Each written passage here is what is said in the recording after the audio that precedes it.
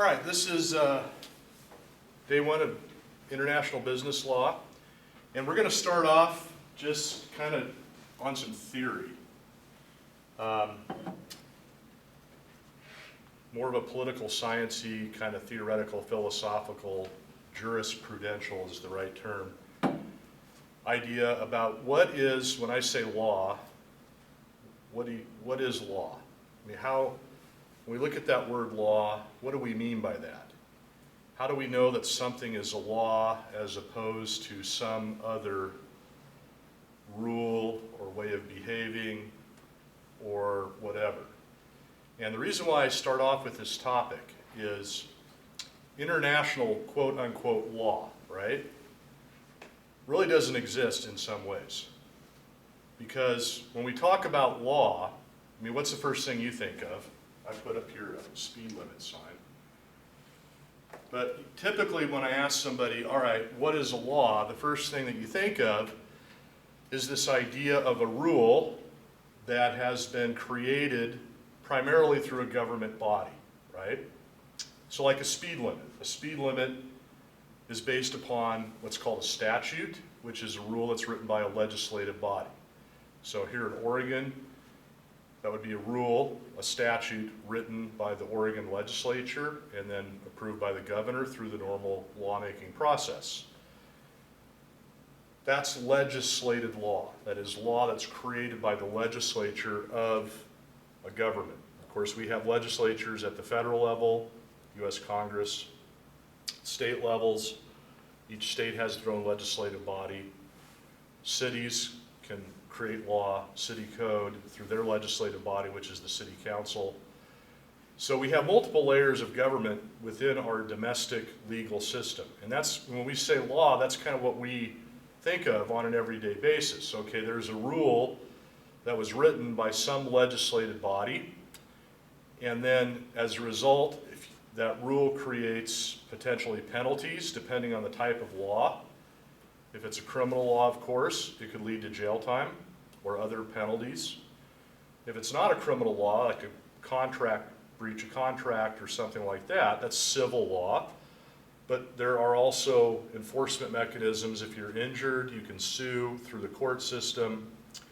So when we talk about law just in our everyday life, we're used to this notion of having an ability to go look up a written rule somewhere, be it a legislated rule or perhaps constitutional law.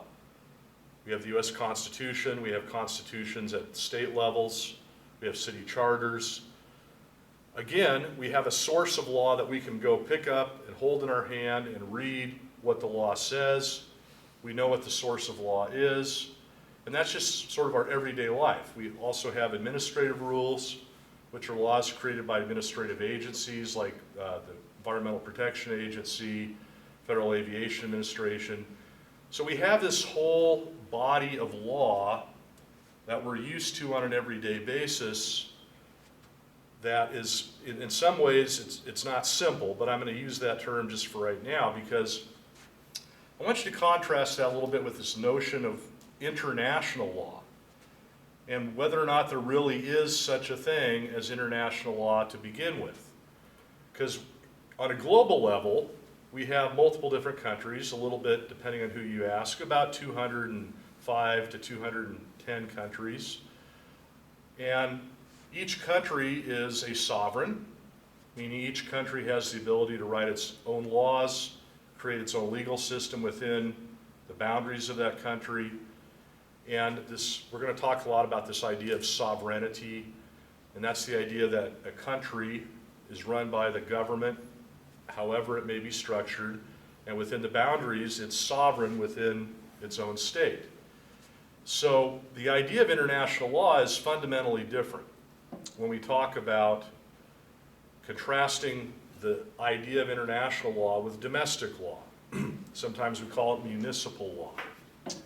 So even beyond that, I want to go back to this idea of what is law to begin with. I mean, how do we know something is a law? Now, obviously, a speed limit, 55 miles per hour, I can go look that up. So if you go on I-5 on a daily basis, assuming there's, not a lot of traffic and whatnot, 55-mile-an-hour speed limit, how many people are actually going 55? Percentage-wise, would you say?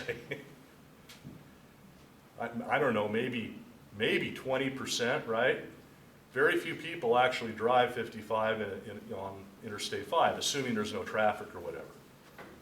So the law says 55 miles an hour, but people are consistently driving 58, 60, 65, 75, 80, whatever. And you may be going down I-5 going 62 miles an hour in a 55 zone, and you may pass a police officer and they briefly look up and don't even do anything. Now you're breaking the law, but the police officer doesn't do anything. Police officer watches another 200 people go by 7 miles an hour over the speed limit and does nothing. So is that a law if the police officer does nothing? Well, you're like, yeah, it's still a law, but in some ways it's not being enforced. So if it's not enforced, is it truly a law? Now, I want you to be a little bit confused, and again, we're starting off with theoretical idea of this concept of law. If you go to law school, we talk about this. There's a term for it, it's called jurisprudence. Jurisprudence is the study or the theory of law. It's kind of a blend of political science and other disciplines. But at the root issue is, what do we mean? How do we know something is a law versus something else? Some other rule. Let me give you another example. Let's say we're walking down the hallway, and kind of like what I like to think about as high school or some other big venue where you have a lot of people in pre-COVID kind of. But even this is still true today with COVID. So if we're walking down a hallway and it's really crowded in between bells, and students are all clamoring to get to their classrooms, which side of the hallway do you typically walk down in a crowded hallway, at least here in the United States? Which side? Right or left? Right side. Which side? Right side. Yeah, typically we walk down the right side of the hallway. Why? It's just kind of what we do, right? Is that a law? So if I'm walking down the left side of a hallway, I'm basically going contra to the traffic. I'm probably bumping into people, or they're bumping into me. I'm probably getting called names. Am I breaking a law when I do that? No. Not really. So what is that? Again, we're talking theory here, but it's very important that this relates to global international law. What do we call that then? If it's not a law for me to go against the flow in a hallway like that, what is that?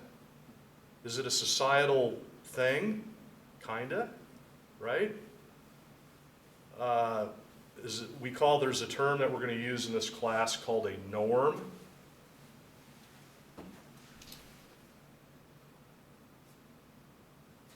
A norm over here. Anybody know what a norm is? It's not the guy from Cheers. You guys ever even watched Cheers, the old sitcom? Norm, what's a norm? Anybody know?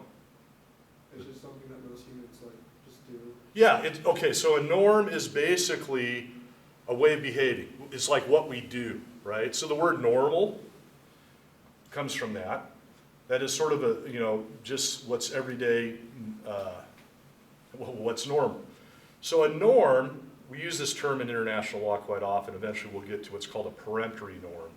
But basically a norm is a way of behaving, a way of acting, what you're supposed to do, what is accepted as the proper course of conduct or behavior in a given circumstance, or whatever. So a norm can perhaps lead to law, or it can be something else. So if I'm walking down the hallway, and I'm going on the left side against the flow, in a way, I'm breaking a norm of kind of everyday behavior. But we would probably all agree that that's not a law. That's just me not behaving in the way that is a norm for that type of specific situation. Okay, let me give you another example. Let's say, and again, this is sort of pre-COVID, but nevertheless, I walk up to you and we meet each other, maybe it's the first time, or even we're just old friends perhaps. What's the standard way of greeting somebody when you meet them? I mean, what's a real common way of meeting somebody? What do you do? Again, kind of pre-COVID, but it's still done today. Hey, haven't seen you for a while, how you doing, right? So you shake hands. That's sort of a norm, sort of. Is that a law? So if I don't want to shake hands with you for whatever reason, am I breaking a law? Now you might take offense at me not wanting to shake your hand, or maybe not. But either way, is that a law if I don't shake your hand or do whatever, depending on what country you're in or what culture, whatever, what is ever the customary way of greeting somebody? If I don't act in that way, if I don't follow that sort of norm of shaking a hand or acknowledging somebody in a certain way, have I broken a law? Or have I broken something else, a societal norm? I'm not quite sure what the term is. So you get the idea. Between a law is something, a rule that has a high enough level of accepted societal idea that it is sort of the highest level rule that we have in a way. And then we have other societal rules that are lower level, such as walking down the right side of a hallway or shaking hands or something like that. So those are more of a societal thing, maybe not perhaps a law. But, again, what is law? If I'm walking down the left side of the hallway in a crowded hall, and I run into somebody that's coming the other way and they fall down and get hurt, can they sue me for their injuries? Can they say, Hasbrook was walking down the wrong side of the hallway, which violates a reasonable duty that people owe to each other, and as a result of breaching that duty, a person was injured. That's negligence, potentially. So that's a law. Negligence is a very well-established civil law, and potentially criminal, depending on the circumstances, by not behaving in the way a reasonable person would in those circumstances. It's sort of an unwritten law. Now, I want you to be confused. And you're probably going, what in the world is he talking about? And it's true. And again, the whole idea we're talking about here is the fundamental concept and the difference between domestic laws, what I'm going to also refer to law within a country, the sovereign country, as domestic law. So I'll be using that term throughout our course, as opposed to international law. And so there's a fundamental difference between this concept or notion of international law and domestic law. Within international law, we don't have the same mechanisms necessarily that we have within a sovereign state in terms of how law is made. It's made in a fundamentally different way, as we'll explore. So, what do we call this idea of something that's a way of behaving, a norm, but maybe not necessarily a law? Courtesy? Does courtesy play a part in international law? There's another term for it which we'll get to later called comity.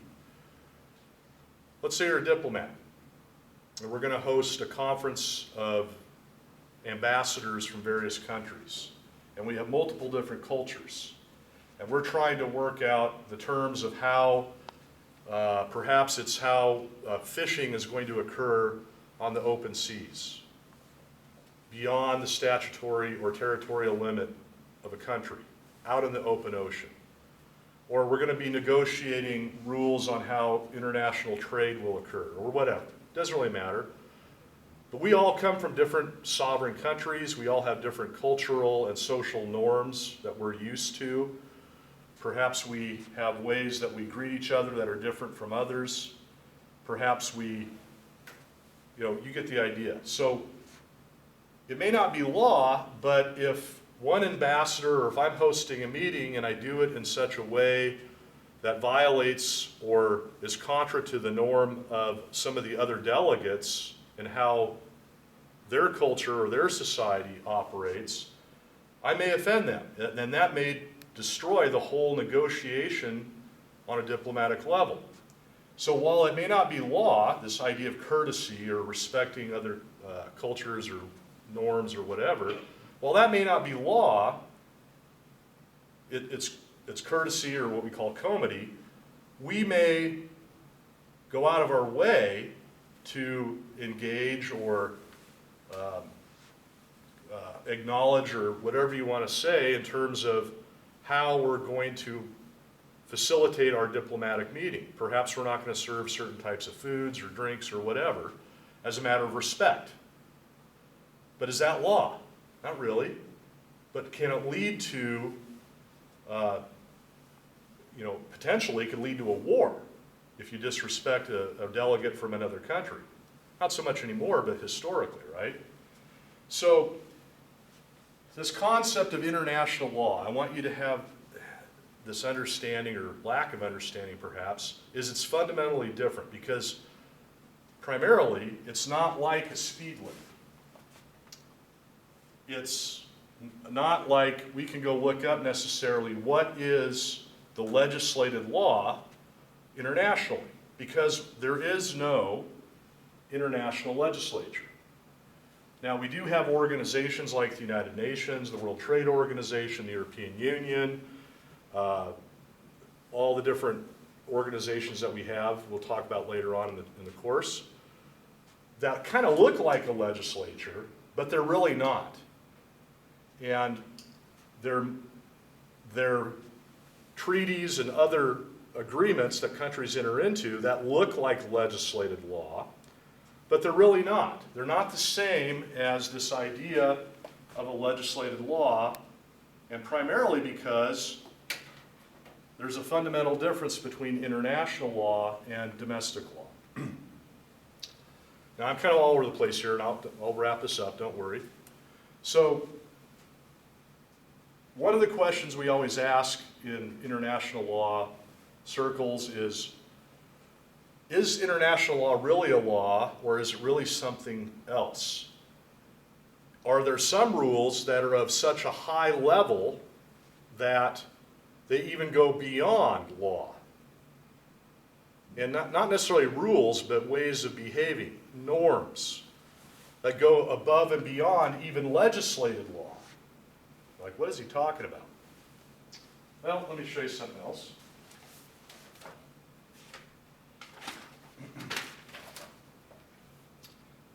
It's on page 5, and this, I apologize, I can't get it up on my computer, but it looks a lot better in color.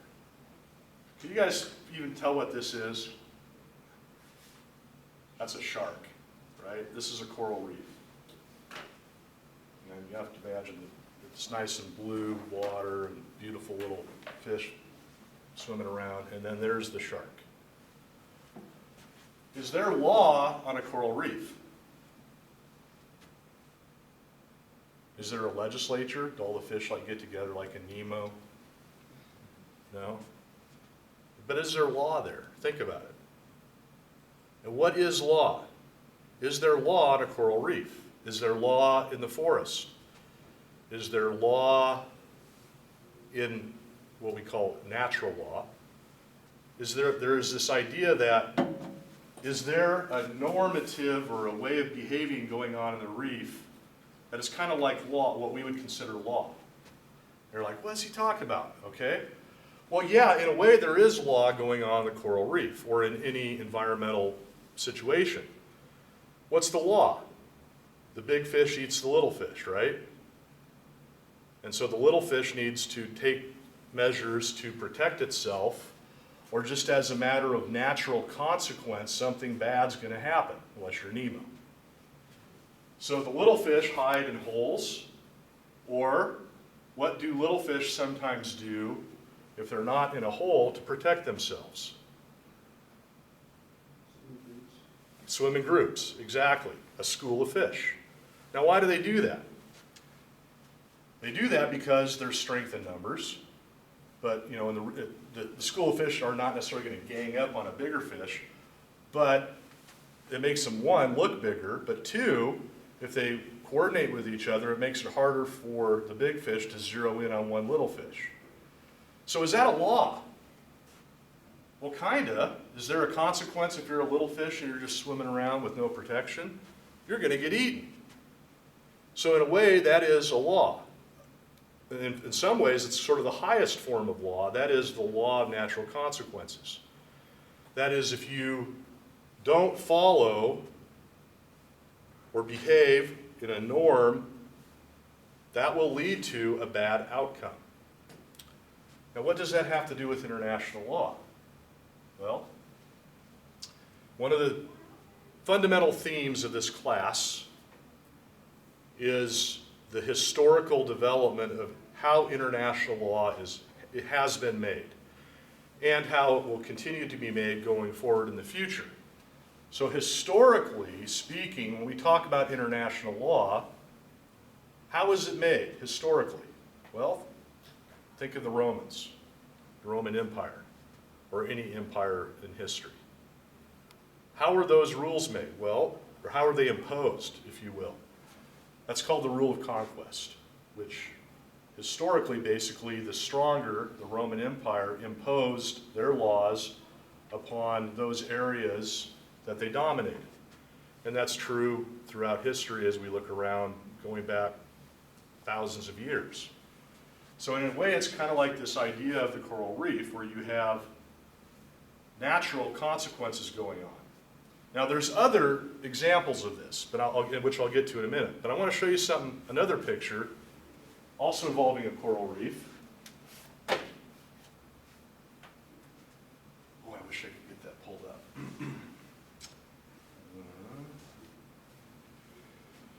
Oh, that just looks horrible. Let me see if I can find this real quick.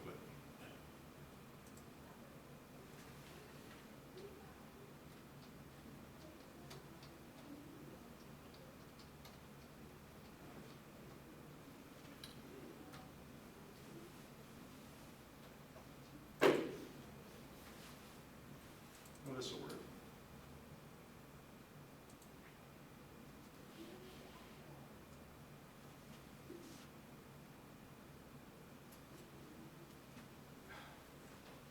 We have automatic light settings going on. Okay. This is a fish. This is a grouper. And down here is a shrimp. So normally, a grouper would eat a shrimp very happily, right? Yum, a shrimp. But in this case, the grouper does not eat the shrimp. Why? Does anybody know? It's called mutual symbiosis. But why does the grouper not eat the shrimp in this particular case?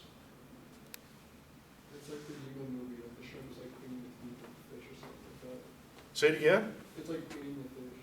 It's like, Right, okay, right. So here's kind of an interesting thing.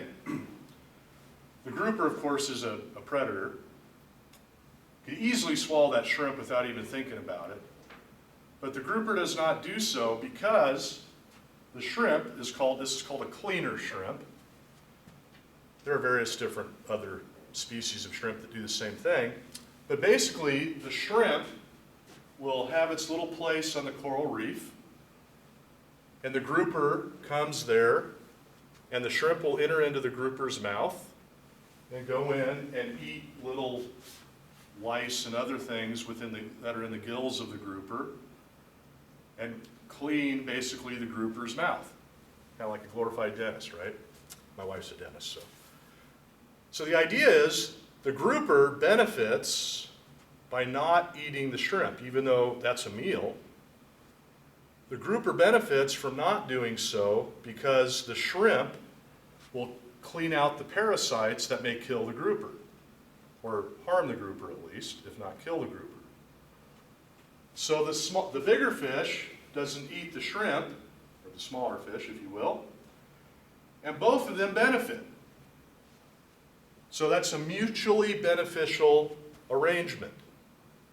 Mutual symbiosis in biology is what we call it, but the idea is that while there is a norm that the smaller animal may be eaten by the larger animal, which may or may not be a law, I would call it a natural law, that law is being modified by behavior, right?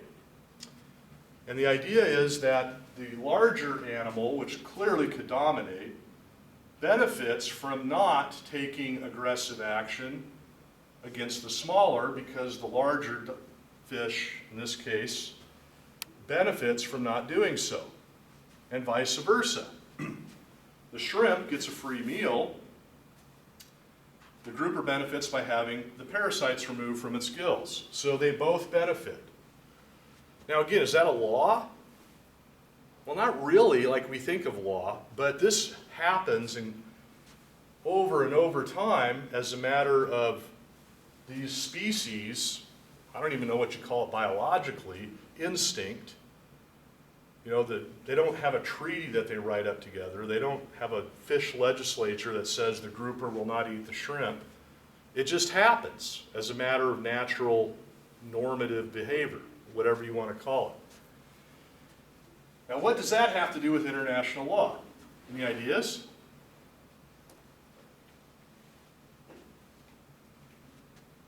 This is really an example, as you'll see as we talk about how international law historically has been made and then going into the future. This really is an example of kind of how international law is made. That is, smaller countries and larger countries through agreements, maybe a treaty, both benefit by not engaging or doing certain actions, where clearly one maybe has more economic or more military or more political or whatever power you want to call it, could clearly dominate the smaller country, but they mutually benefit by not engaging in that type of activity. And so this idea of mutually beneficial behavior has been and really a driving force throughout history of international law when we talk about international law.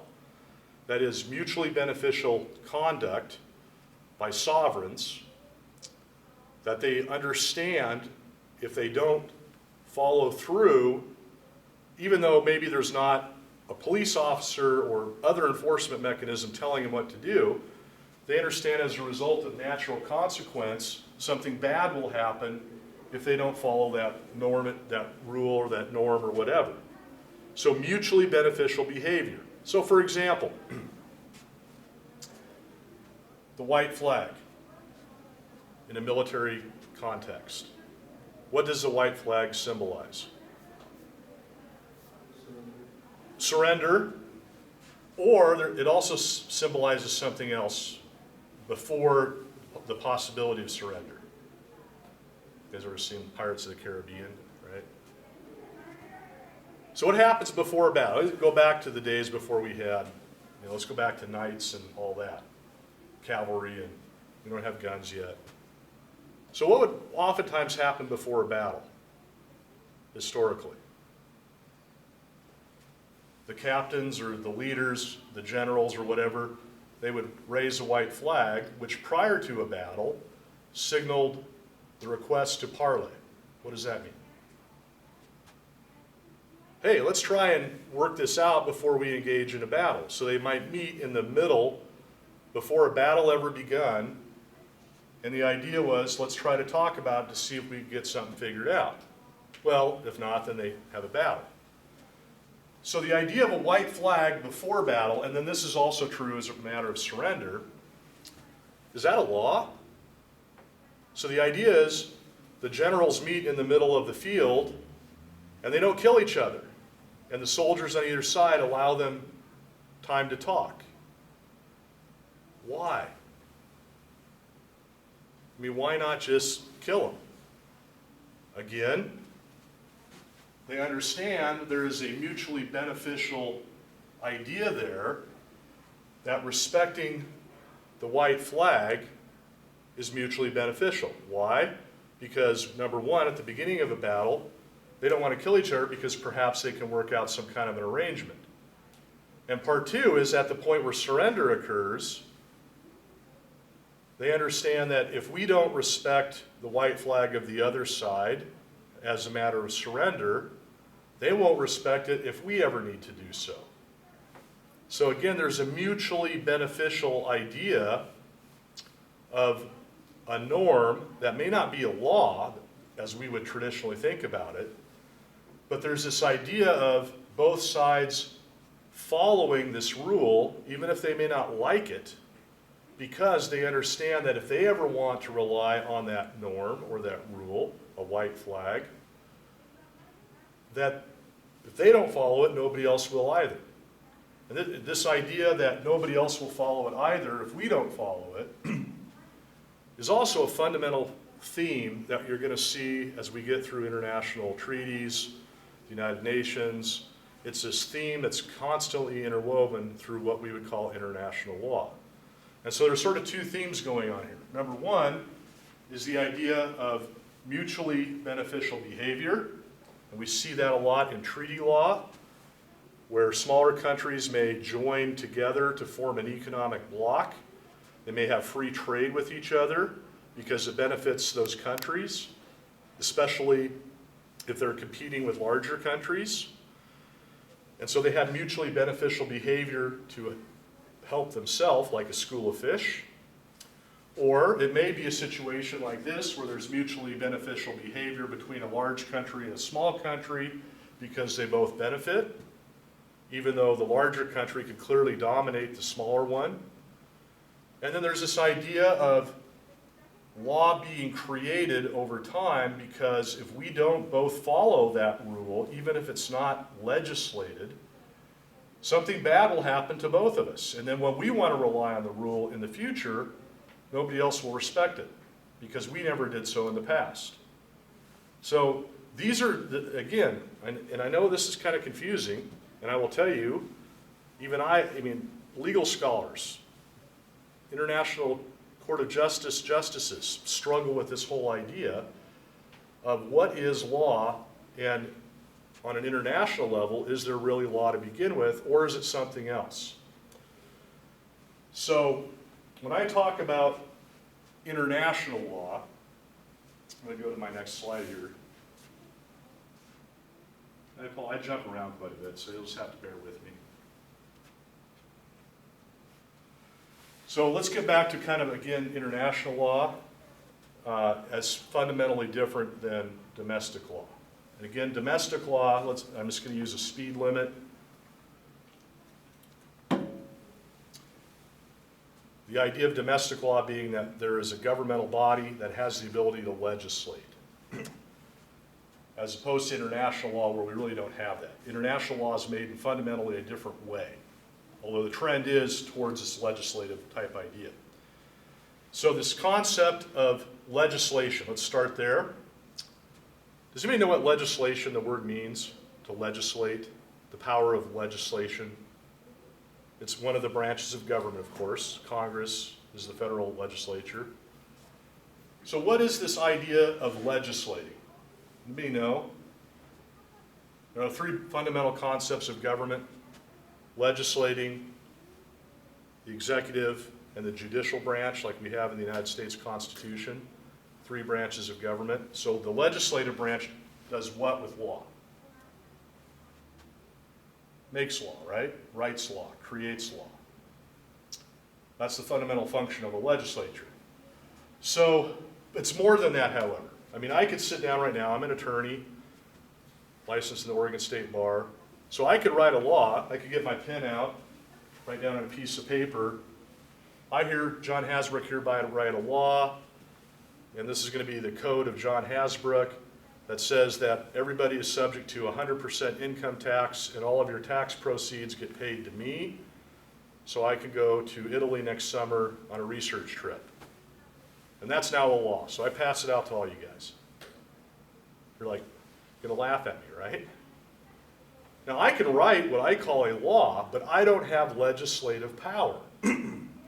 Legislative power is both the ability to write a law, but more fundamentally, it's the power to be able to impose that law upon the public. That's what I don't have as an individual. I don't have legislative power, whereas the government has legislative power. Now, again, at the international level, we don't really have an international legislature, that is a body that has the ability to impose law. And here's why. Sovereign state concept. So one of the fundamental differences between international law and domestic law is that domestic law, we as individuals are not sovereign. We are subject to the laws that are created by the state. International law is fundamentally different because in international law, we're talking about the interactions between sovereign states. And really, international law, when you boil it down, looks at how do sovereign states interact with each other. What are the rules that govern the interactions among the different sovereign states? So we don't have legislative rule. In other words, we don't have a legislature telling a country what they have to do like we do in domestic law. So sovereign, the concept of sovereignty is the idea that within a boundary, whoever is in control of that boundary as the sovereign, regardless of what type of governmental political system you're talking about, democracy, republic government, monarchy, or whatever, within the boundary of that sovereign state, the sovereign has control. And no other power has control over that sovereign. This is a fundamental concept of international law versus domestic law. Now, what do I mean by that? So let's just take Germany and France, for example, two separate countries. They have their own internal legislature and judicial and executive branches. They are sovereign. And so the idea of sovereignty is that one country does not have the ability, the power, the authority, however you want to call it, to have control over the other. They're sovereign.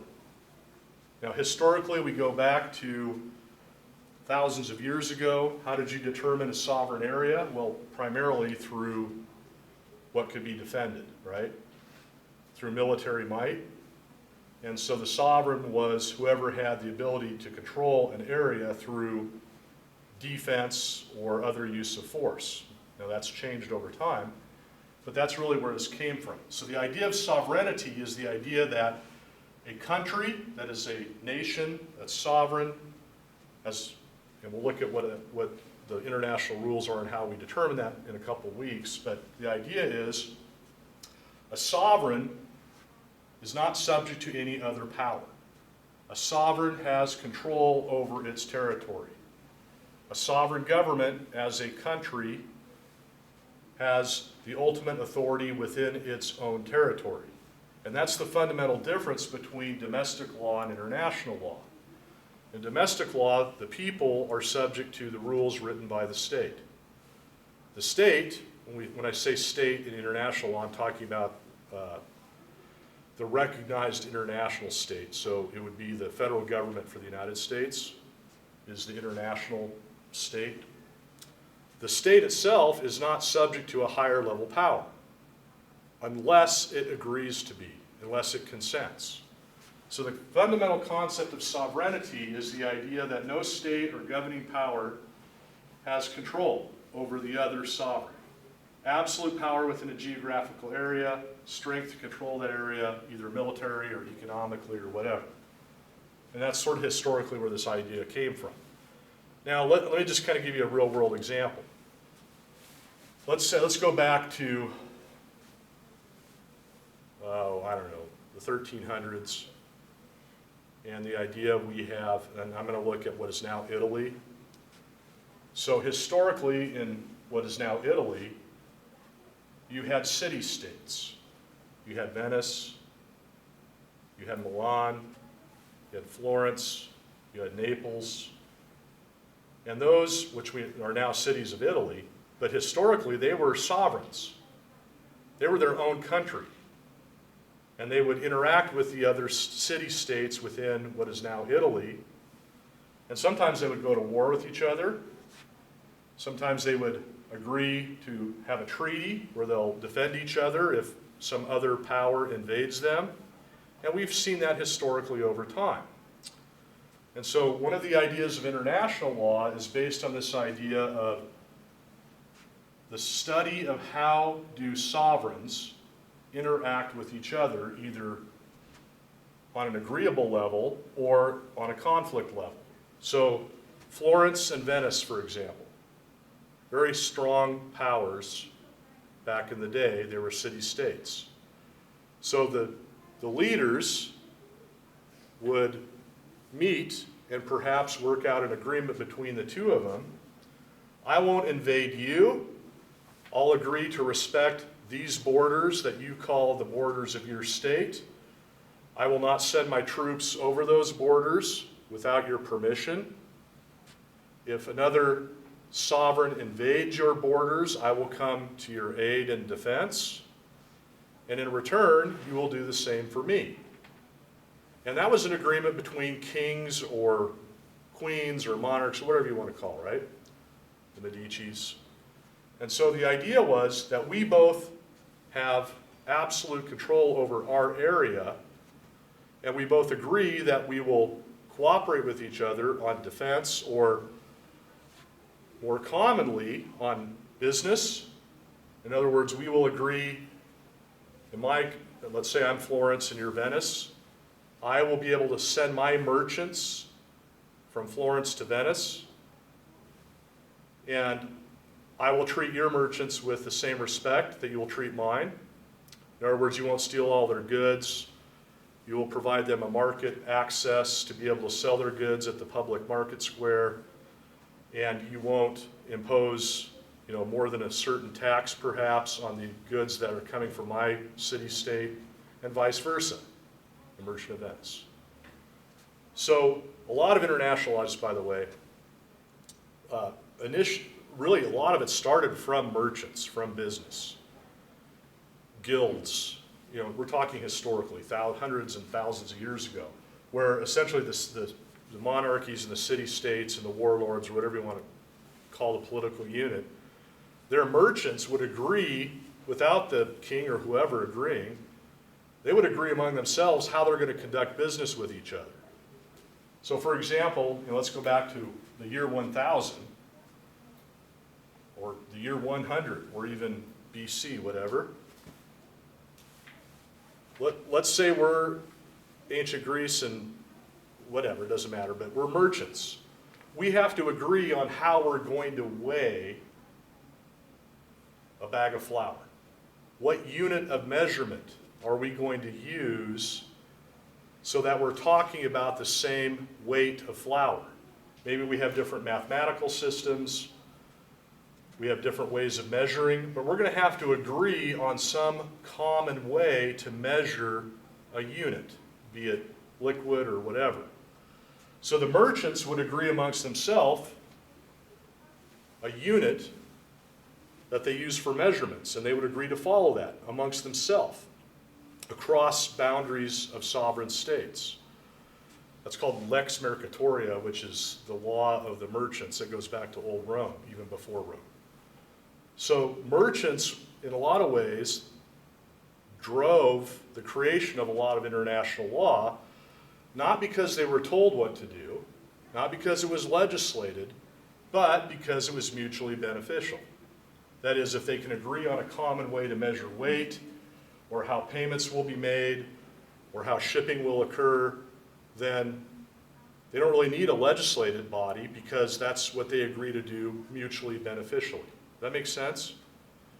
So, and I know I'm all over the place, and I'm doing that on purpose. I want you to be confused.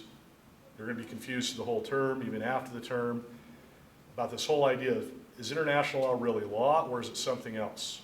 Is it a way of behaving, etc.? So back to the sovereign. Domestic law, international law. One of the fundamental differences, and this is one of this leads up to one of your essay questions, where I'll ask you, essentially, is international law really law? Compare and contrast it with domestic law or something like that. So one way to compare and contrast international law versus domestic law, quite simply, is in a domestic law situation, we have a legislature. On an international level, we don't really have a legislature. And the reason why is, unlike domestic law, you're talking about sovereigns. And if you think about the concept of sovereignty, if there was a global world legislature that could tell countries what to do, they're not really then sovereign, are they? Because they're subject to that higher level legislature. Let me explain it in a different way.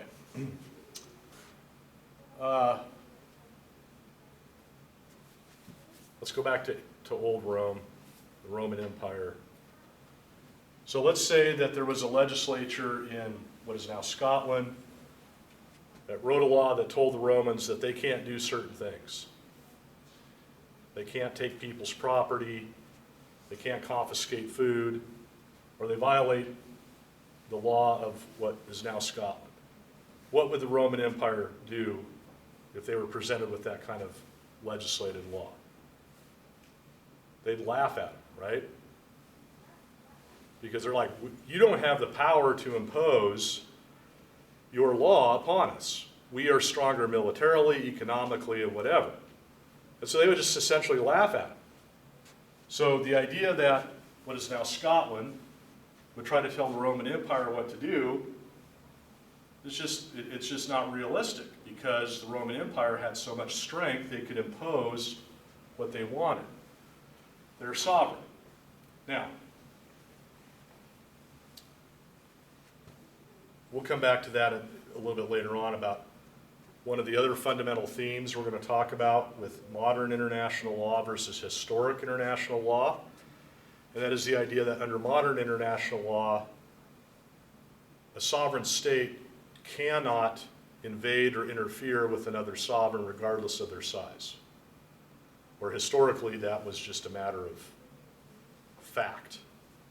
And that's been one of the driving factors of modern international law, especially the United Nations, the World Trade Organization, is this concept of getting away from what we call use of force or rule of force to rule of law.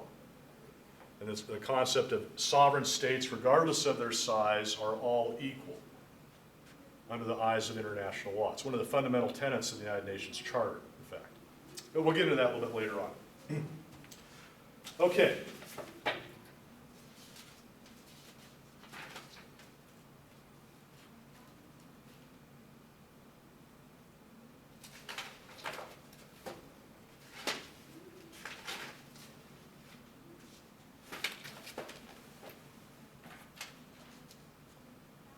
So back to the sovereign state concept and international law.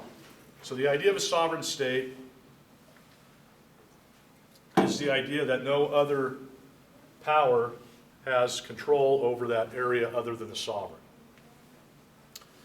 So at the end of the day, when we talk about international law,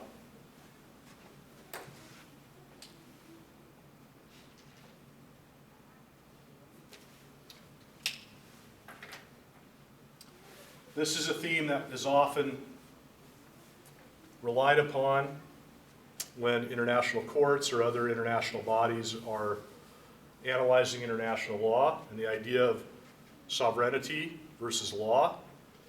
And the idea is that one of the fundamental reasons that international law is law, even though we don't have a legislature that can impose it, is because a state will consent. A sovereign state will consent to be governed or abide by the rules. Even though they are sovereign, they agree either through a treaty or customary practice, that is what has been the historical practice, or because of natural consequences. that the sovereign will agree, that is consent, to basically limit its power by following international law.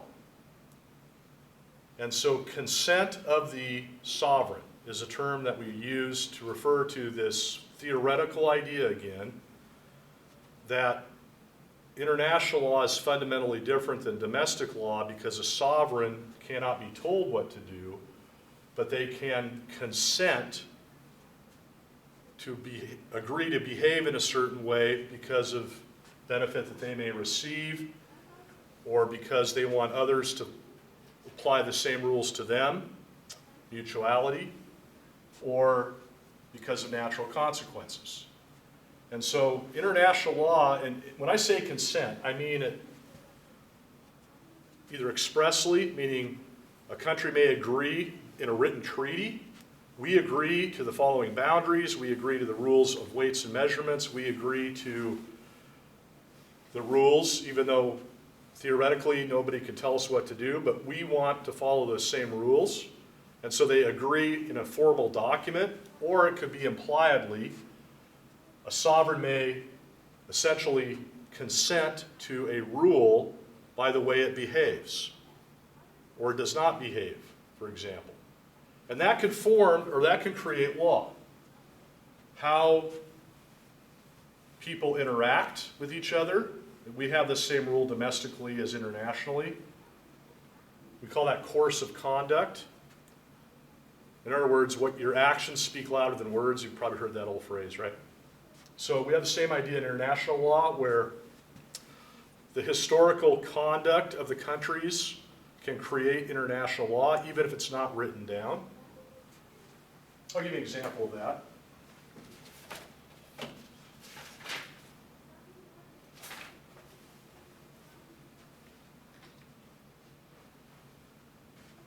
These are boats, ships. This is an international law that goes back thousands of years. Started out as never have been written down.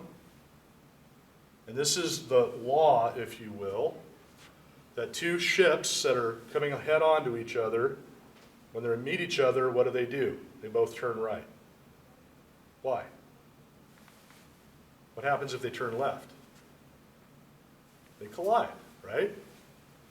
So they're coming on to each other. If one of them, they both turn left, they'll run into each other. But if they both turn right, they'll pass each other by. That is now a fundamental rule of maritime law, of navigational law. But it all started with the coral reef, if you will, the law of natural consequences. That is, mariners understood, ship captains, this is just a fundamental way of behaving navigationally, because if we don't follow this rule as a matter of real world, we're going to crash into each other. And so that's called a customary rule of international law. Customary rule of international law. I'm going to use that phrase 100 times in this class. Customary rule of international law is a rule that has created what is acknowledged either expressly in a treaty or through the conduct of countries as a law that has to be followed, or there will be essentially natural consequences. So a lot of maritime law, that is law of the ocean, navigation, is old, ancient, thousands of years. And through the conduct of mariners and trade, has essentially over time evolved, where historically it was customary international law, now it's written down in the treaties. But this is an idea here that doesn't really matter what your culture is, what your societal norms are. It doesn't matter if I even know what country your ship is coming from. This applies universally, if you will, right? It doesn't even matter, perhaps the two countries that the ships are from may never have had interaction with each other before. But they know what to do anyway. Why? Natural type of law. right? So this idea of natural law has been a real driver in the formation of international law over time because it creates a historical pattern, it creates a norm, a way of behaving that is understood by sovereigns as something that they have to follow, because if they don't, even though they have power within their own country, something bad will happen. That's called customary international law, and we'll talk about that over and over. Here's another example. That's really hard to read, but so there's an old rule. This has been modified quite a bit. But there's an old rule in maritime law once again. So let's say this square are the boundaries of a country. There's an old rule that essentially the ocean within 3 miles of land was considered to be controlled by the country, the sovereign state, and beyond 3 miles was open water, open to all countries. And this idea of this rule is basically within this 3-mile limit, the country could control who fished there, what ships could come and go. Essentially, they controlled that area within 3 miles. And beyond 3 miles was considered international waters. Now, this has changed a bit, but this same rule still holds truth. So where did this idea of 3-mile rule come from? And it doesn't necessarily mean 3, it could be meters, whatever your measuring tool is. Well, this came from essentially the idea that that's how far a cannon could shoot accurately. That's how far, from a physical, natural law standpoint, beyond 3 miles, the old, nowadays cannons can shoot a lot farther, of course, and we have missiles and all that. But the idea was, historically, a cannon is accurate out to about 3 miles. Beyond that, it's just, you can try, but it's not going to be very accurate. And so a country just physically could not, as a matter of physical force, defend beyond that. So as a matter of practical application, it became accepted that the limit beyond which you cannot defend is international waters. And so that was like the turn right kind of thing. That became an accepted customary rule of international law that was created basically through the conduct of ship captains, the military, whatever you want to call it. Territorial limit, that's called. Now we have the United Nations Convention on Law of the Sea that establishes different economic zones and who can, deep seabed mining and all that kind of stuff. But this is historically was the rule, that within that territorial limit, the country controlled those waters, and you could not go into those waters for fear of being sunk. And therefore, you stayed outside those waters. And other countries would abide by that same conduct, even if it wasn't written down. So I know I'm all over the place here, but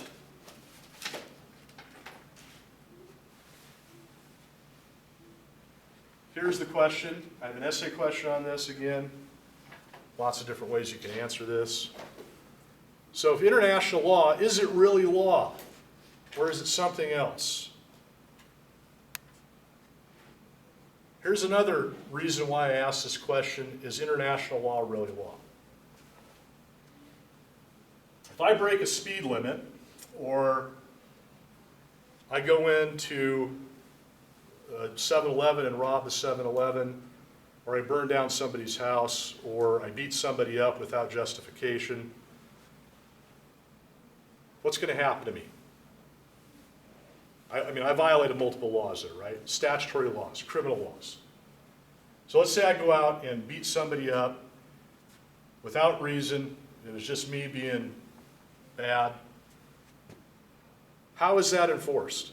Well, the police will come arrest me, right? And we go through the whole criminal justice system. What happens internationally, though?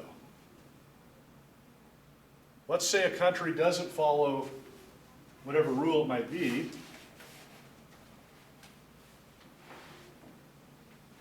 Or better yet, let's go with this one. Let's say that I have a ship from my country that's out 15 miles, and the ships from this country come out and seize my ship. So another country's navy just seized the ship from my country, which was out in international waters, 15 miles out, beyond that accepted 3-mile limit. So they're violating the law by seizing my ship. What am I going to do about it? Who do I call? Do I call the police? This country has violated this country's international law rights. So here's what I'm leading up to.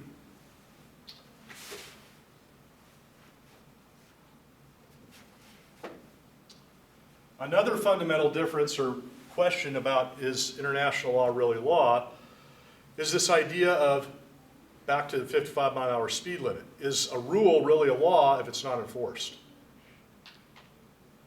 Or is it just a piece of writing on a paper? Does a law, in order for something to be a law, must there be an enforcement mechanism?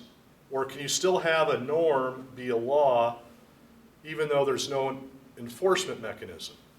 Interesting